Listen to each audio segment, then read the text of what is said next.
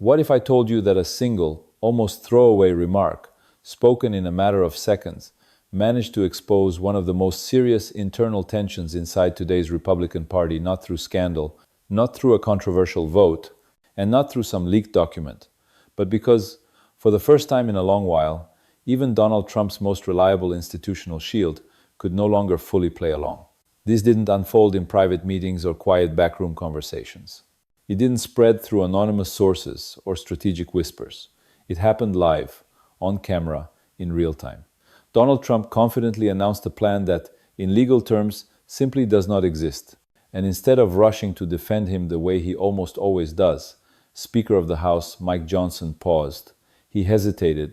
He chose his words carefully. He issued a warning. That brief hesitation sent a message that was impossible to miss. Because when the person whose political survival depends on insulating Trump from consequences suddenly starts talking about unintended outcomes, something has clearly shifted. This moment isn't really about credit cards. It's about power, about anxiety, and about what happens when raw political instinct finally runs headfirst into economic reality. Stay with this, because once you understand what was said, what was carefully avoided, and why that pause mattered more than any headline, it becomes clear why this could be the first visible crack that slogans and loyalty alone can no longer conceal. As with so many Trump moments, it begins quietly and almost deceptively. A casual press interaction, a confident delivery, a promise that sounds just believable enough to momentarily suspend disbelief. Donald Trump announces that he plans to impose a strict cap on credit card interest rates, fixing them at 10%, and he adds that companies that fail to comply will face severe consequences. He speaks as though the law is already in place, as though Congress has already approved it, as though executive authority works by simple declaration. For a brief instant, confusion ripples through the room, because none of that is true. There is no such law. There is no unilateral executive power to impose such a cap. There is no enforcement mechanism waiting in the wings. But Trump says it anyway. He casts the Federal Reserve as incompetent. He portrays banks as exploiters. He presents himself as the protector of ordinary Americans trapped by debt. And here's the key point. The frustration he's tapping into is real. Credit card interest rates are punishing. Families are overwhelmed by debt.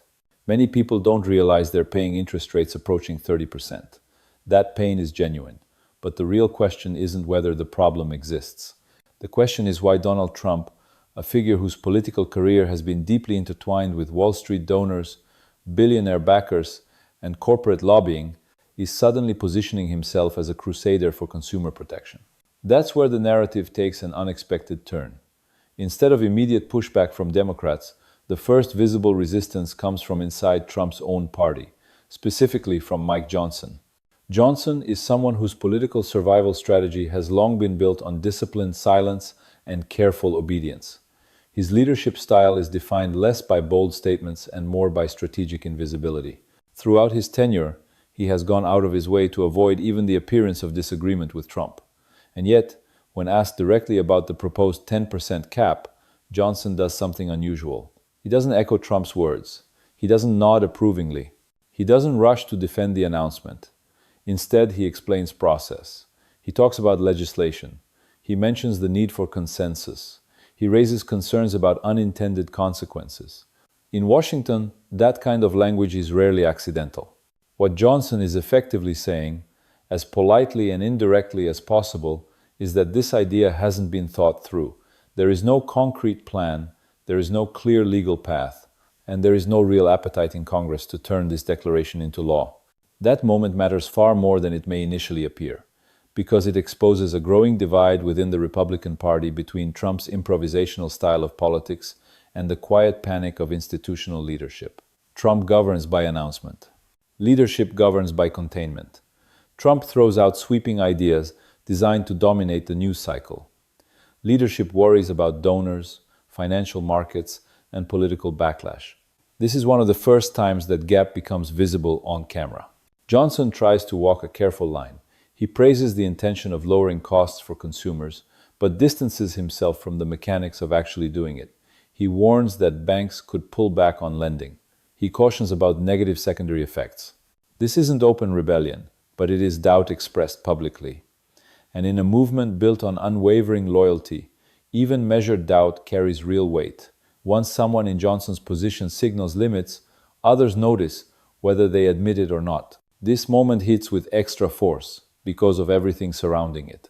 Just days before, Trump had been publicly attacking the Federal Reserve, turning inflation into something personal, pointing the finger at Jerome Powell, while at the same time defending tariffs that economists across ideological lines agree push prices higher for consumers.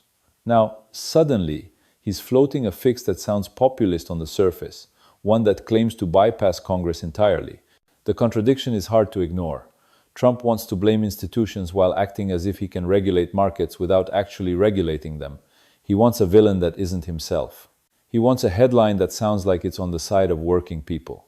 He wants applause without responsibility. Republican leadership understands exactly what this is. It's performance. But this particular performance crosses a line that makes powerful people uneasy. Even rhetorical attacks on banks, without real policy behind them, trigger alarm bells in a party that depends heavily on financial sector money. That's why Mike Johnson's visible discomfort matters so much. For all the chaos Trump has unleashed over the years, foreign policy whiplash, constitutional stress tests, and the steady erosion of political norms, this is the moment that produces open unease. Not attacks on democracy, not threats to institutions, but pressure on profit margins. That contrast reveals the true hierarchy of concern inside Republican leadership more clearly than any speech ever could. Democrats see this immediately and begin exploiting it. Elizabeth Warren points out what many are already thinking. If Trump genuinely cared about consumer protection, he wouldn't have spent years dismantling regulatory agencies. He wouldn't have weakened oversight. He wouldn't be offering imaginary enforcement with no legal backing. The more this contradiction is discussed, the harder it becomes for Republicans to defend Trump without sounding unserious. That's why Johnson doesn't applaud.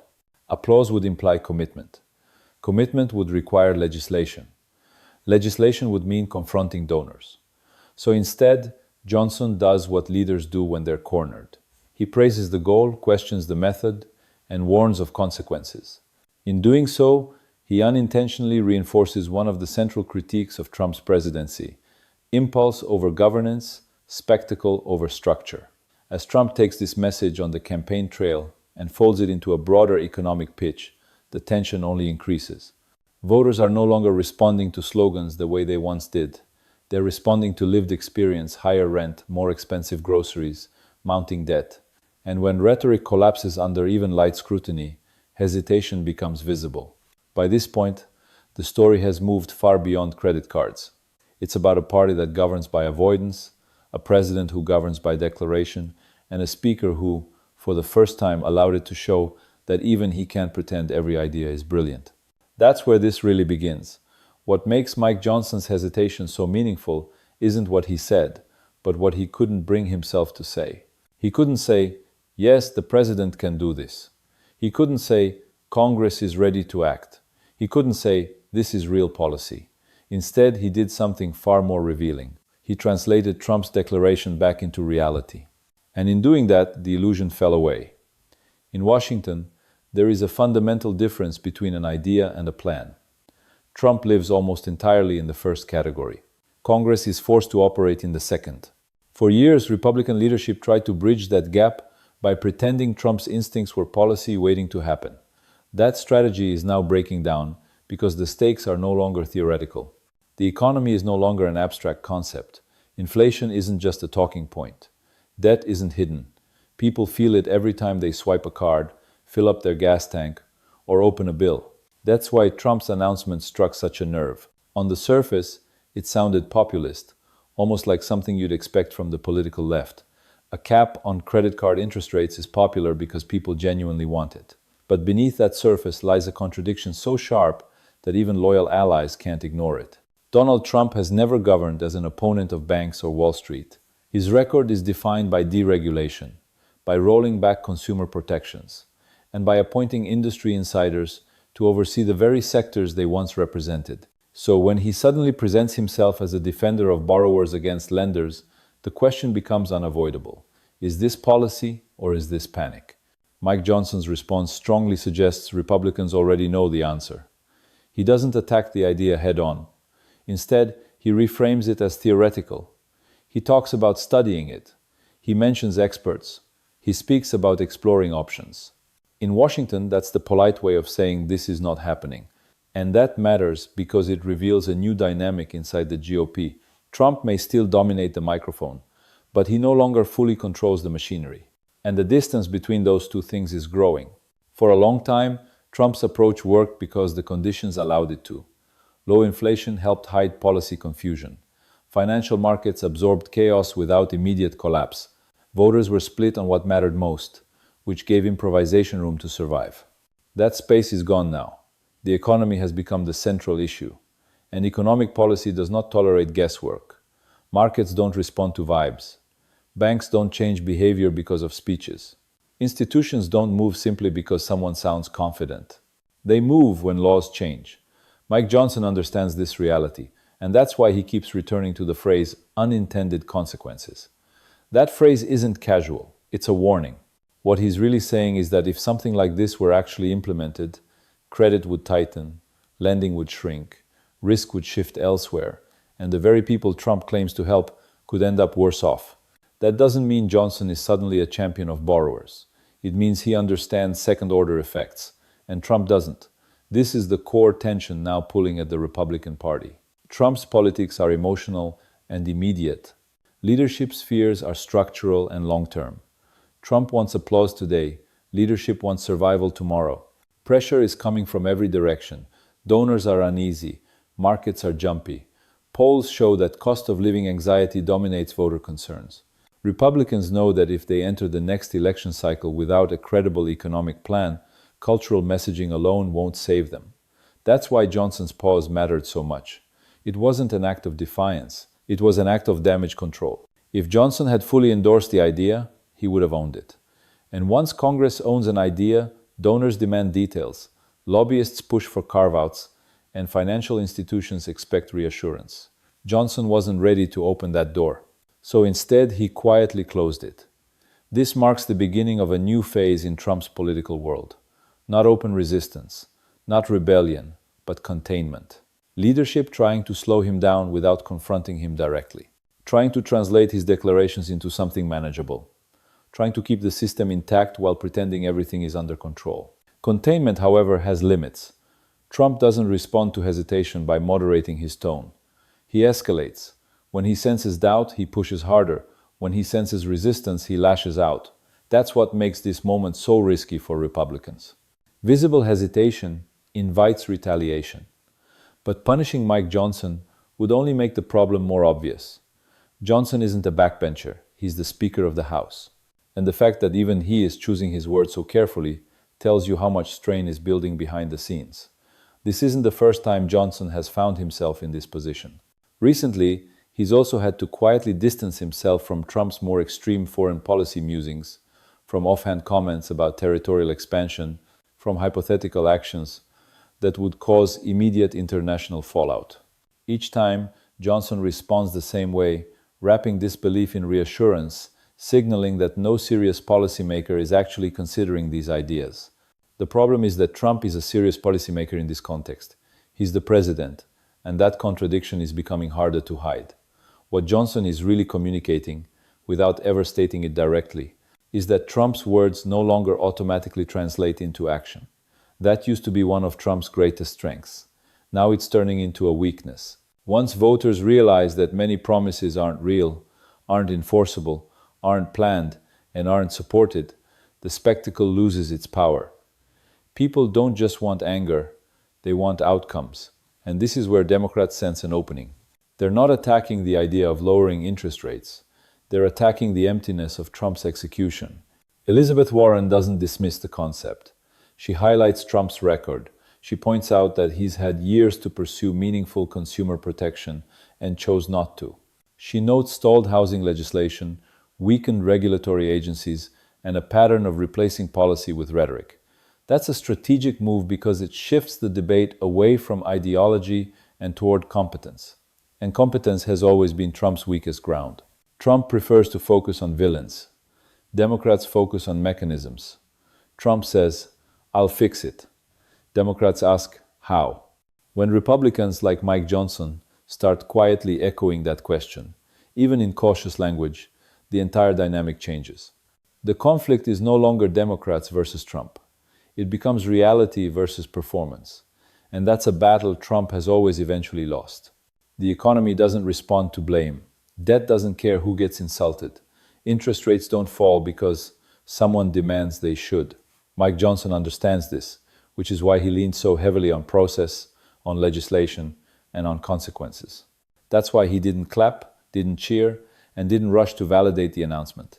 In politics, what a leader chooses not to do often matters more than what they do, and Johnson's restraint spoke volumes. His hesitation didn't stop Trump, but it accomplished something nearly as important. It showed people watching that even Trump's most dependable defenders now recognize limits. It signaled that there are boundaries Trump can't simply talk his way through.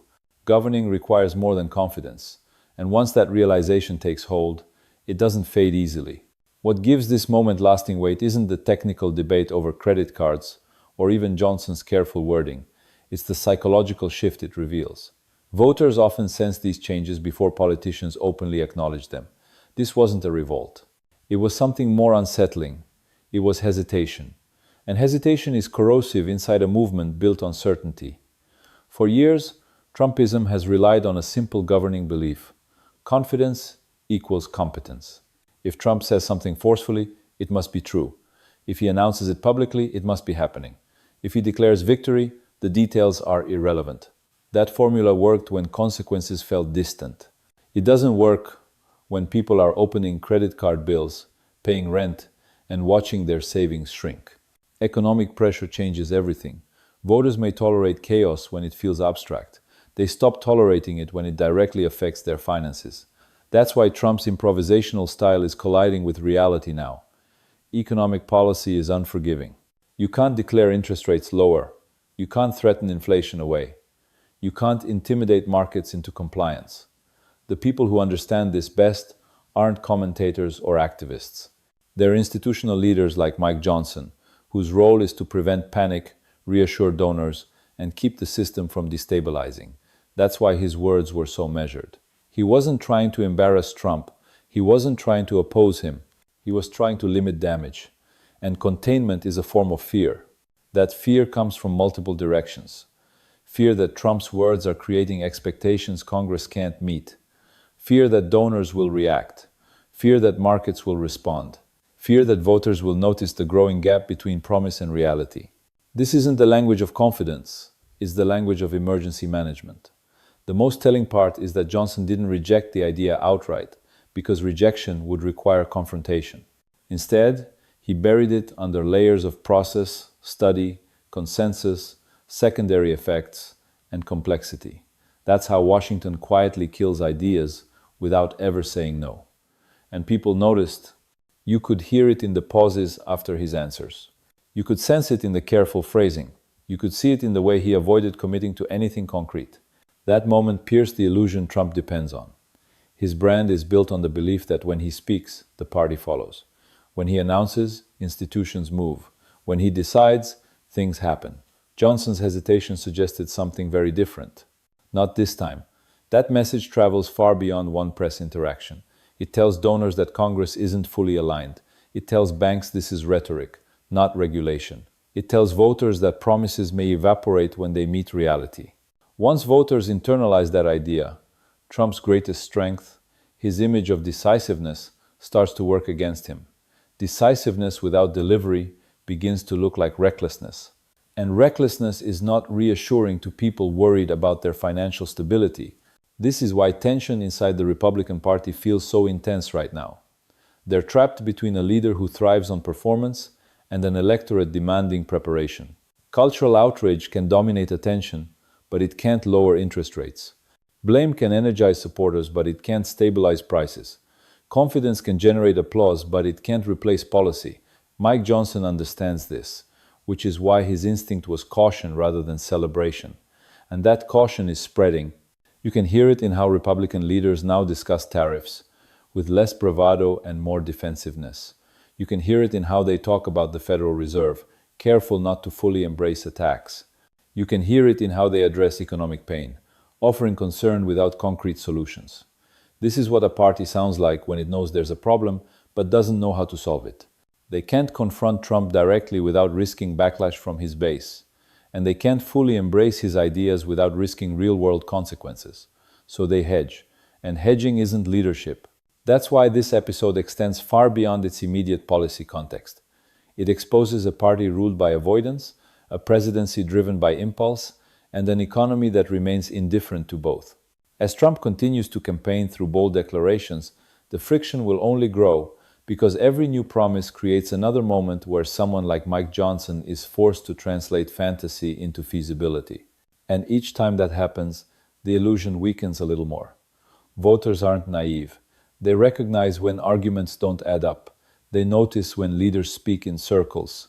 They feel the difference between action and performance. And they're exhausted. Exhausted by being told relief is coming while nothing changes. Exhausted by being blamed for systems they didn't design. Exhausted by watching confidence substitute for results. This is why economic credibility now outweighs nearly everything else. And this is why moments like Johnson's hesitation carry such lasting impact. They show that even inside tightly disciplined political movements, reality eventually forces itself in, not loudly, not dramatically, but through pauses, qualifiers, and carefully chosen words. That's often how power shifts in Washington, not through explosions, but through erosion. Trump continues to operate in a world where forceful speech is treated as proof of inevitability, but the world voters live in doesn't function that way. Bills don't shrink because of speeches. Interest rates don't fall because of outrage. Debt doesn't disappear because of declarations. And the more visible that gap becomes, the harder it is to maintain the performance. Mike Johnson didn't rebel, but he revealed something far more damaging to a movement built on absolute loyalty. He revealed doubt. And once doubt enters the public record, it doesn't simply vanish. It lingers. It spreads. It invites questions. If this promise isn't real, what else isn't? If this idea can happen, which ones can? If leaders know something won't work but still praise it in principle, who is the performance really for? Those questions don't need immediate answers to have power. They just need to exist. And now they do. This wasn't just an awkward exchange or a minor policy disagreement. It was a signal. A signal that even Trump's most cautious defenders are beginning to choose their words differently. A signal that confidence alone is no longer enough.